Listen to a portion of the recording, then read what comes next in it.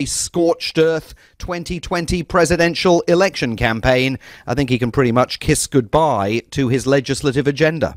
But he probably won't mind. This is me now doing a bit of analysis, which you're welcome to laugh at, because he doesn't really like doing governing. He doesn't like doing governing in the boring, detailed sense of the word, and he loves being on the road, sort of talking to cheering crowds. So if you're saying that legislatively the current presidency is over, he would probably say, great, I'm just going to go and do rallies for 2 years. And that increases his chances of winning again in 2020. You're allowed to laugh. That analysis, I think, is absolutely on the money. There is nothing Donald Trump relishes more than a big fight. And he's got a brand new target now available to him. He can stop talking, if he wants to, about Hillary Clinton and lock her up. And he can start talking about Nancy Pelosi, who's going to be the Speaker of the House of Representatives. He has already characterized her and those Democrats heading into the House of Representatives as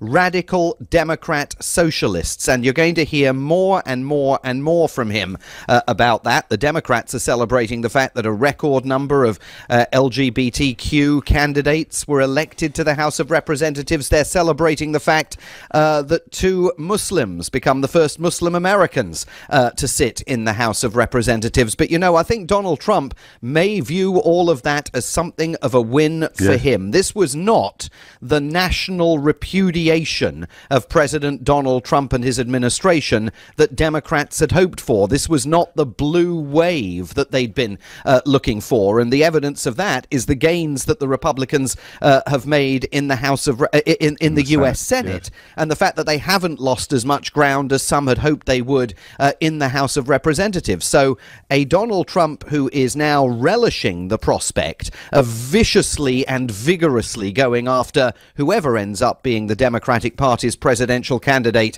in 2020 can at least plan to spend 2019 drawing battle lines with those Democrats in the House of Representatives whom he is going to argue are bedeviling the will of the voters in the 2016 presidential election and stopping him from getting on with the business of making good on the promises that he made. This is why things could turn out to be worse than they currently realise for people still consoled by the Democrats' success, because he now gets to spend 2 years campaigning and doing rallies, and every time it's pointed out that he hasn't achieved anything that he promised he'd achieve, even though his base still believe that he has achieved things he promised he'd achieve, even though he hasn't, when anyone lands a punch on him pointing out that stuff hasn't happened, he can blame it all on Congress.